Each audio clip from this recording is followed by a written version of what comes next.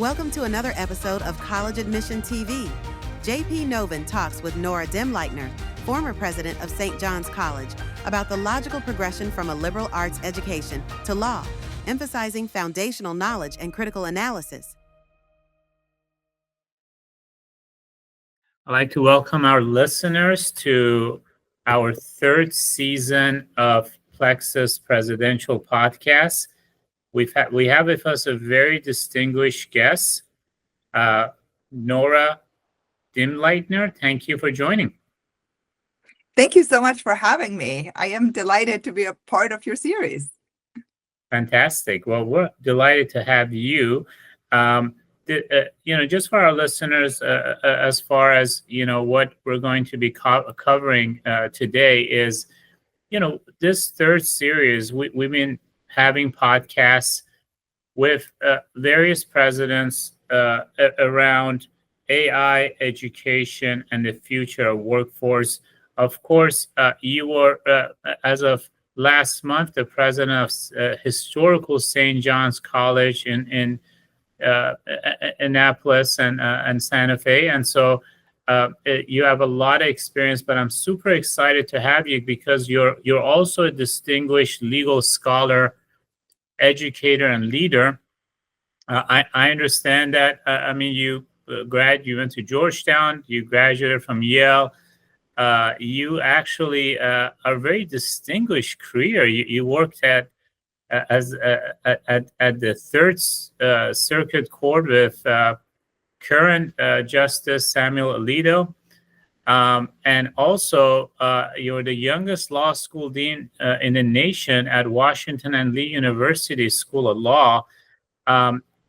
Incredible in how you have gone from being a distinguished legal scholar to a president of university. Can we start with that?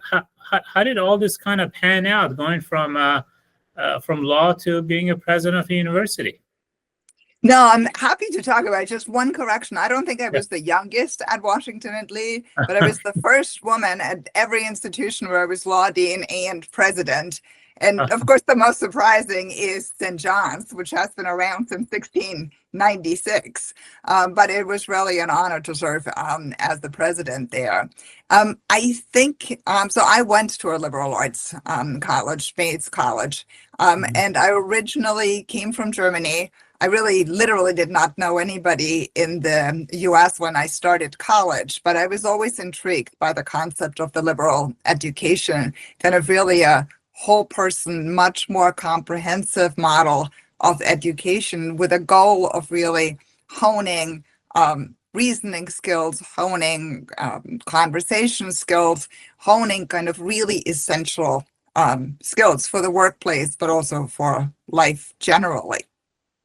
And so law school and really serving as a dean of two different law schools is in some ways a logical progression from coming from a liberal arts institution. Mm-hmm. I think law is just much broader than I think so many people think, and it really continues some of these essential elements of a liberal arts education.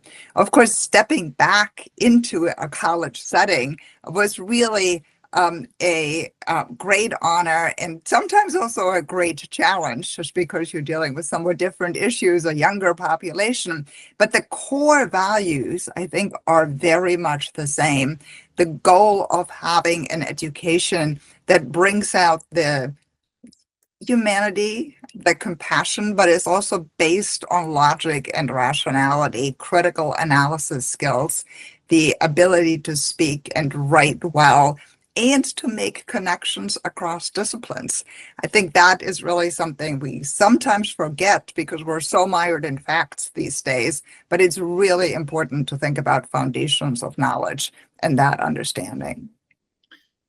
Now, given your incredible experience, could you talk a little bit about the book you're currently working on?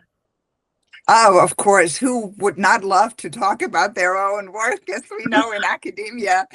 So I'm working on a narrative nonfiction criminal justice book, which has been on my agenda for many years. I got a contract right before I started at St. John's, and then, of course, it fell by the wayside for a number of years, but I'm very excited.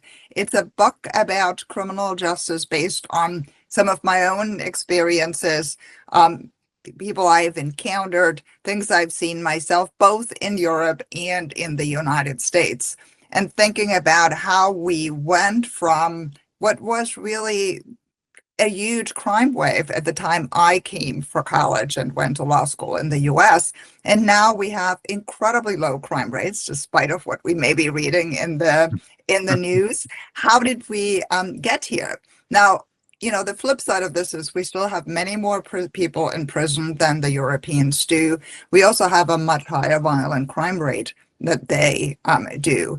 But I think there's a way to ask people to think about these things without telling them exactly what to think, but giving them the space to see a world that they wouldn't usually be exposed to. And that's what I'm hoping this book is going to do. Well, if this discussion was around criminal justice and AI, I would be very interested in the predictive policing, the risk assessment tool, the forensic and evidence analysis, because criminal justice, it sounds to me AI is going to completely disrupt on how we do a lot of these things. It could be certainly on the crime detection side. When you think about DNA analysis, I mean, there's already a lot of AI being in use.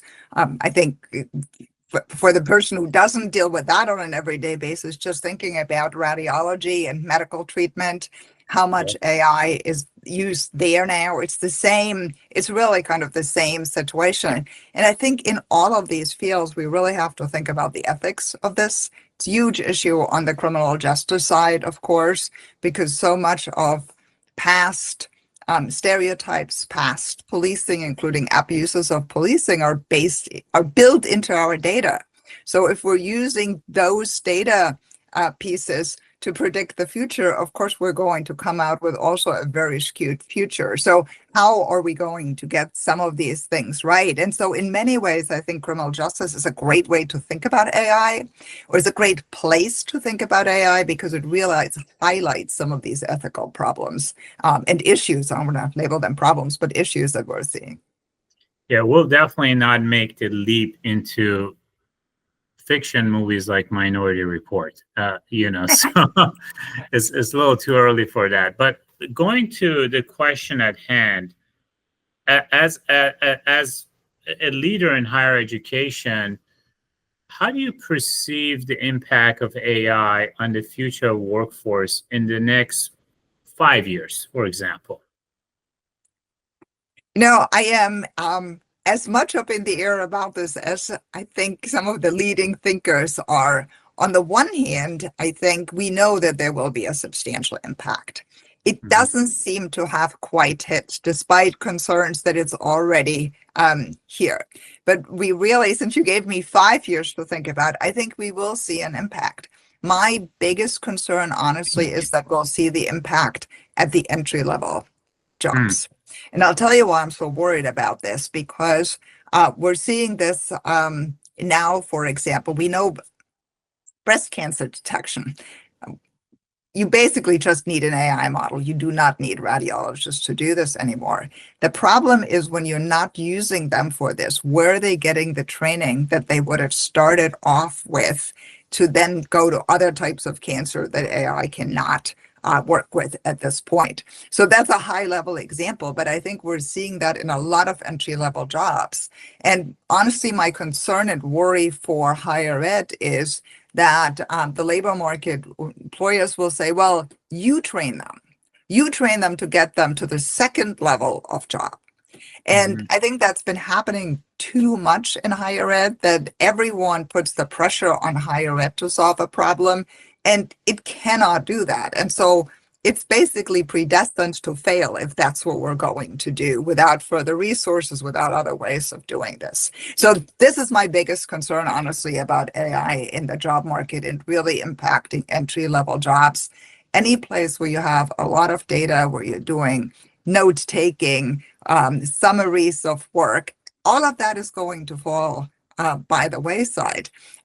Contracts on the law side that are standard, anything that's pretty standardized, that's based on large data sets, will ultimately be replaced. And I don't think it's necessarily, I think I also want to be sure to not say it's jobs, it's really skills. So there may still be part of a job, but some of the skill sets are just going to change. Of course, entire jobs fell by the wayside when we went from the manual typewriter, when we went from handwriting to the typewriter. But then when we went from the typewriter to the computer, and then other kinds of sets, I'm thinking court stenographers, that's gone. I mean, there's so many jobs that are just not in existence anymore. And I don't think we think about how much has happened so quickly in the last 50 years. I don't think I'm alone when I talk about, as an employer, we always feel that when someone joins us, especially coming out of college, we have to train them. It's not the institution that trains them. I do hear some rumblings, given the fact that despite the low unemployment, we have a high unemployment for graduate students at this point, if I'm not mistaken. And there is this push and shove between better collaboration between higher ed and industry. So students, through apprenticeships, internships, co-ops, so the lift is a bit less by employers. Some of that is going on. Some of that jostling is going on today. You mentioned radiologists, obviously, retail pharmacists, and some of these other roles. In San Francisco, we see a lot of self-driving cars today as well. But I'll just keeping up with that track, if you have to think about 3-5 industries that are going to have massive job displacement, what comes to your mind, potentially? I think computer science, we already see it, right? I mean, the coding, that's certainly my children, who are, the younger one is still in college, were all asked to be doing in high school during the summer, and not just asked, but it was generously subsidized by the universities and by the government to teach them coding. And unless you're a particular type of coder or really honed that in certain ways, that's not going to be a huge job growth area. I think certain parts of the legal sector, certainly AI is going to do a lot more of the discovery work. You'll be seeing that in a whole host of areas there that it's going to step in. I think on the medical side, we'll see a lot of changes. You mentioned pharmacy. I think the general medical profession will change in that way. I'm sure there's a whole host of other things. I'd say probably finance departments will be able to do more, not more with less. I think that's always misleading, because we know then that we either need new skill sets or different types of skill sets. It's not that we really need necessarily fewer people. I would assume that your world of enrollment management and enrollment prediction will yet further change as these models become stronger and stronger. And I think, sometimes I wonder whether as a country we have fully understood or have really fully grappled with the change in learning from the notion that we need to know facts and data So clearly that's long fallen by the wayside. And by long, really, we're talking 25 years, right? 25 years. It's not that long a time period. And now we're really on the next iteration of that. Now it's not even connecting these points, but it's really, or summarizing them. Now it's really beyond kind of the next stage of that. So I suspect that anything that's not explicitly manual will be impacted in one way or the other. I mean, I think house cleaning, I really don't expect someone to take over for me.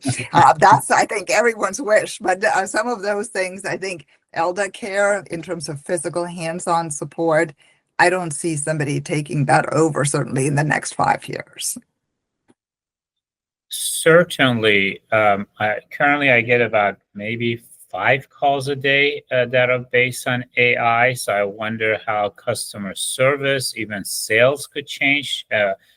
We actually, last week, we called 20,000 students, and we saw students having very copious and lengthy discussions with the AI, knowing that it's a chat, but it was just responding in a pleasant way, and people were actually having a full conversation. So curious where that's going. Now, to your point, just the advent of internet gave us, a unique access to information that was the preview of higher education for a long time.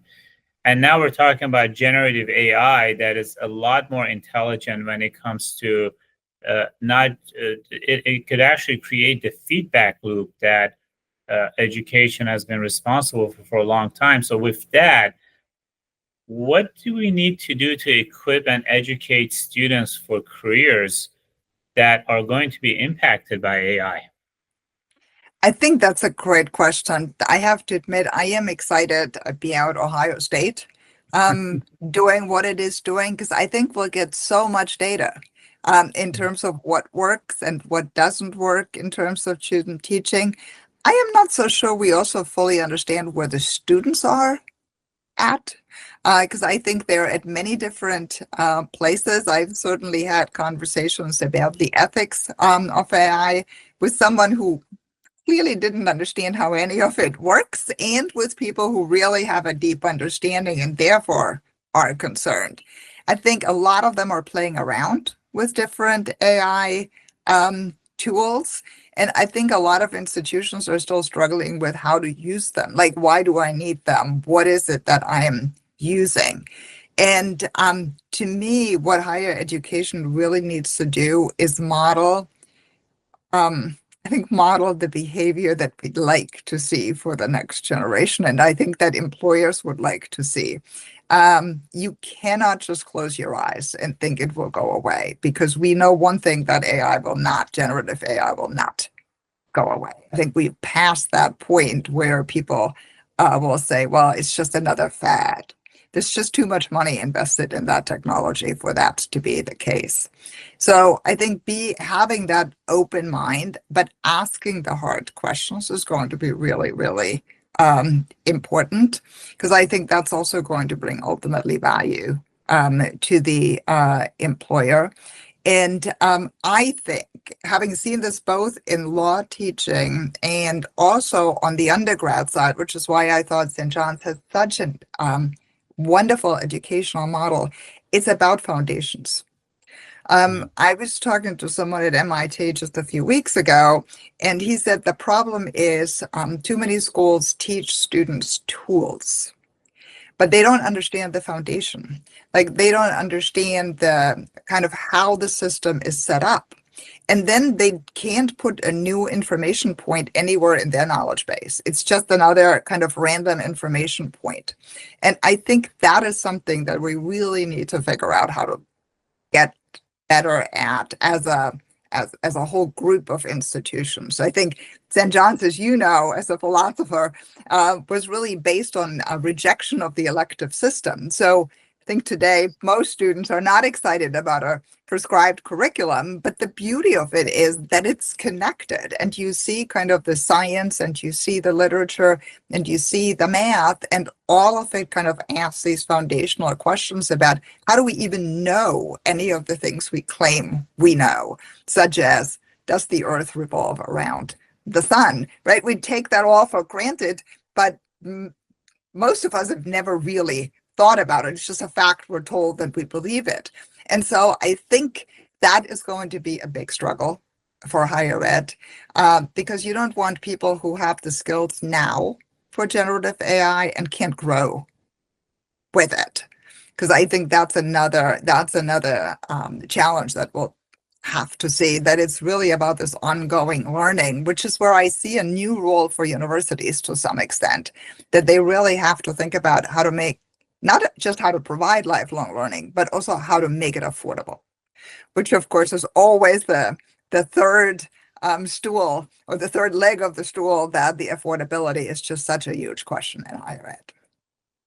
Yes, certainly Ohio and some institutions are tackling AI literacy with their students and faculty and what have you. But as you mentioned, the input of AI is far more important than just the output, because it's just like any other tool, and the degree of your ability to know what you want out of it is going to determine the value of the output that you're going to get from it. So you almost have to be a content AI thinker at this point to mix in thinking and have a value proposition, an ethical proposition, a utility proposition as you move through. But if you're not a thinker, then it just becomes a shallow tool in so many ways. So as you know, when you were looking at this as a president, were you thinking about developing and implementing strategies around AI to impact students' career readiness? Absolutely. Mm-hmm. So at St. John's, as I said, we're kind of really an iconic and truly unique institution, even among the liberal arts. So in terms of putting this in the curriculum, that's just not feasible under the current curricular structure. But what we have done is give students the tools and the financial support to do courses at community colleges or certificates or other kind of things to get the technical tools. Because I think we're very confident in the belief that the education leads to the right questions, to the analytical skills as a baseline for the students. But then clearly there are technical tools they need to be able to use and to support that, which I actually think is a really interesting model for higher education, in the sense that most schools compete with each other to essentially do the same thing. And here we kind of have really distinctive models of education. Why would we not, instead of competing, just collaborate and say, we will support our students to do this with you, and in turn, you may want to send some students to do something else with us. And we've really built some of these relationships that I thought were in a way the future of higher education. And for us, it was a little bit of a necessity to get the students ready for these new tools, but it was also a great opportunity also for the students to just get exposure to different institutions. I think the second piece is really to get your career services office ready, to help the students understand how they can present their skills in that new environment. And I think the biggest problem is even talking to a person. You just said how students were excited to even talk to a chatbot. Honestly, I was canceling a subscription this afternoon. I would have begged for a chatbot because I couldn't get anywhere on their website. So just feeling that there's something, even we know it's not a real person out there who cares in some strange way. But I think what's happening now in the job market is really the bane of AI. People, I was just listening to some like jobs, HR offices flooded with applications. And they really can't distinguish them. And now, because of generative AI, so many people run their resume through it, can even manage to tailor it really fast. So they get the applications even out faster. So it's not like the HR office can say any longer, oh, you applied early, you really care about this job. It's not an indication at all anymore. Yeah. And so we're kind of in a strange way going back then to somewhat of the past, where having a network, having people who will call other people to take a personal look at a resume is going to matter more. So we're in, I think, an intermediate period where we really need to figure out some of those kind of things. And really, this is really important for Career Services Office to work with students to have the right words in their resume, to understand how to present themselves, how to work with the tools in getting ready, but at the same time, build this whole personal network that will help them land a position ultimately.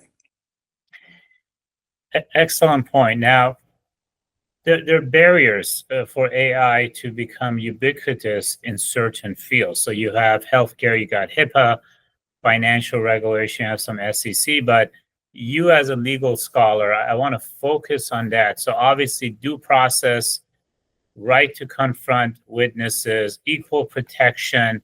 If I'm not mistaken, there was a Criminal Justice Reform Act that deals with human oversight of automated decision makings, and there is a European Court of Human Rights that 2024 has strict limits on high-risk AI uses and what have you. So just on the, criminal justice and legal, do you see that these seems to be a lot of barriers before, we could use a lot of these tools in these in the criminal justice field, at least? Probably yes and no. I mean, we see it in certain areas. I think in terms of the ultimate judging, yes, I absolutely agree with you. But you mentioned earlier, I think predictive policing, we'll see a bit of that. And, it's like everything. It can be really salutary. Why should the police focus their enforcement capacity on my neighborhood that has had one murder in the last decade, instead of focusing on a neighborhood that really has struggles with violence? Of course, you have to think about that in the right way, that you're not just reinforcing old patterns, but I think we'll absolutely see the use in policing. I think we see it in crime data evaluation. We see it on a lot of those other levels, forensic investigations already. I think the important part there is to be able to replicate it. I think this is why everyone gets so nervous about this hallucination. So I have friends who say that can actually be solved. And then I have others who assure me this is not solvable because it's really just predicting. It's like one step past the current prediction, like what the future will be. I think what we're seeing right now is baby step mistakes, is my guess. I mean, I'm sure you've seen the cases where the lawyers were literally quoting cases that do not exist. And that's just bad professionalism, I'd argue. You should always check what case you're quoting. Even if it exists, you need to reread it. So there is, I think, a big learning curve. I think on the individual adjudication side, yes, you have a lot of legal barriers before we have a machine make a decision about guilt or the length of the sentence or any of those types of things. But you could imagine a judge being advised based on, let's say, supervised release. Can you end supervised release early? You could presumably have a data that says for people who look like this defendant, and what I mean is obviously not look like, but have a criminal record like that, an employment record, family relations, drug addictions. You can put so many categories in there. What's the risk of ending it early in terms of recidivism? So there can be really, I think, a lot of uses. And that could be one decision making, one point of information, not the determinative one, but just one of many. And then in the end, you still have a human make that personal decision. So I think you'll see more of that even on the legal side, and probably, well, not probably, definitely first in the US. I think the Europeans are much more circumspect, much more privacy focused, much more reluctant to turn these decision-making powers over to data sets. It certainly is fascinating. How do we use it for precedents? How do we use it for standardization? How do we use it cross-state? Because I'm assuming it's just like DNA when it first was introduced. I'm assuming, we want to have a standard way on how we use AI, so it's not as fluid from one case to another, but there's a standard procedure and there's precedence. So this AI was used in this case in this manner, and be able to use it later. But it is going to be very interesting on how this world is going to evolve. So St. John's, before the podcast, third oldest university in America, after Harvard and William Mary. And so, by the way, do we have any former presidents who went to St. John's? I can't recall. I know that U.S. presidents who actually did their undergrad at St. John's. Do you know? Oh, you mean former presidents at Yes. other institutions? No, United States presidents, because I know. No, we don't. We Uh-huh. had a lot of attorney generals, U.S. attorney general, ambassadors, Maryland senators, some of the signers of the Declaration of Independence, George Washington's stepson. I mean, there's a whole host of really famous people who went to this institution. Kind of in modern times, the founder of Atlantic Records went here. So yeah, it's a really interesting group of people. And now with the graduate program, we see kind of also people later in life who have often very accomplished careers kind of come to this school to really think more deeply about some of the foundations, the great books, the great texts, kind of that have really influenced our lives probably much more than we consciously know. And what's interesting is one of the iconic liberal arts institutions in history. So how do you think liberal arts majors are going to fare during this AI disruption? Because there's so much focus on, getting a job. And there's, there are a lot of liberal arts institutions that are struggling. What do you think is going to happen to liberal arts? And we have hundreds of liberal arts institutions in the U.S. Do you have any concerns? I have serious concerns. I have serious concerns especially about small institutions in areas where you have many very similar looking institutions with very small endowments. Because we know that the number of U.S. high school graduates is declining. We also know that, at least it appears for the next few years, we are not interested as a country in bringing in a large number of international students, or as large a number as we have historically. So you see schools kind of having different experiences along those lines, depending on what their student body looks like, but being impacted in one way or the other.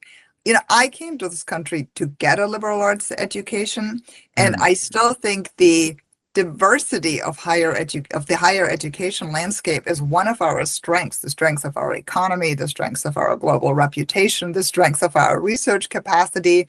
But somehow we seem to be losing the interest in that sector, or maybe we don't. I think we don't fully understand the incredible impact it has locally, but also globally. And that's really, I think, important. And so, one or two institutions closing is nationally not a major issue. But sometimes those are in really rural communities. They are a major employer. They're a major provider of cultural activity. They bring education. They bring in outside speakers, theater, music, and all of that will go away overnight. So I think it's not just an impact on the education system. It's often really an impact on local communities as well. So I worry very much. And I also worry because I think that liberal arts education is so valuable, but somehow we have not managed to explain this well to the public. And of course, neither the word liberal nor the word arts is particularly helpful in this day and age. But when I think of employers like you, I'm sure you're looking for people who write well, who think well, who communicate well orally, which is all the things the liberal arts pride themselves on. But somehow we cannot apparently communicate this effectively enough. And then we may not, as institutions, do all the other kind of what I would call to some extent, not secondary in a demeaning way, but not broad foundational skills, but things you can learn, things you can teach them as an employer, or things you can tell them to go out and get that skill, and they can. And I think that's the hard piece for liberal arts colleges, that we don't have the data to show that our students do, in fact, do better. We do have it longitudinally that they do well, but it's a long time to wait 10, 20, 30 years for an education to pay off in a society where money and jobs are just so important for people to be able to show. And of course, the cost of higher education does not help. I fully acknowledge that, or at least the perceived cost. Let me say that as well. Absolutely. And so, I guess we could wrap up with this question, which is the speed by which AI is coming is unprecedented. We've never seen. Now, there's an argument to be made that AI has been in the making since after World War II, but for it to be in the hands of a consumer and going from the hands of consumer to where it is just, after a year and a half after ChatGPT and onward, it is coming at a faster speed than internet. It is coming at a faster speed as railway or auto or anything else, electricity. And the job displacements, I think the other technologies took a while to create industries and around it. The question is, do we have enough runway? We know eventually we'll have enough jobs, but in the next 5 to 10 years, do we have the wherewithal with over 120 million Americans not even having a 4-year degree to be able to replace those jobs as the industry is changing? I think we have to be thoughtful about it. We need to focus on it. It seems to me right now there is so much, I don't want to call it distraction, but there is so many other things going on in the political sphere in this country and even globally that it almost seems to often keep us from thinking about this major development. So I think if we could focus on this, yes, we can get ready. You see really, and I'm excited about this, different universities trying different things. That's our strength as a sector, I think. And it shouldn't be something we bemoan, but it should be exactly what should be happening. Some things will not work. Some things will probably spectacularly fail. And some things will be exactly what's happening. Certainly as somebody who's been in the classroom for decades, I have done that too. Sometimes the case order worked, sometimes it didn't at all. You just don't know until you try it. And so I think that's really the issue. I would love to take you up on something you said earlier, that you kind of as an employer are really seeing yourself in engagement with higher education and more collaborative ventures. I think that will be essential. for this next step. And I would probably even say going back to K through 12. And I don't mean to have generative AI education in kindergarten. That's not my point. But I think that at its own peril, colleges don't pay enough attention to what's happening in high schools. The education technology there is quite stunning. And we should probably be thinking about this high school through college to the first 5 years of the labor market. How do we want to structure that? Maybe the number of years in college isn't right. Maybe there are other things we could really do, but I think it's going to require that type of rethinking rather than each kind of sector trying to do its own little piece to make this work. Otherwise, I think we'll end up with a generation that will be underemployed, unemployed, and really probably have a very sour taste in their mouth about higher education. Thank you so much for your time. It's been a pleasure. We hope you enjoyed this episode of the College Admission TV Presidential Podcast. Stay tuned for our next episode, where we'll bring you another insightful conversation with a distinguished leader in higher education.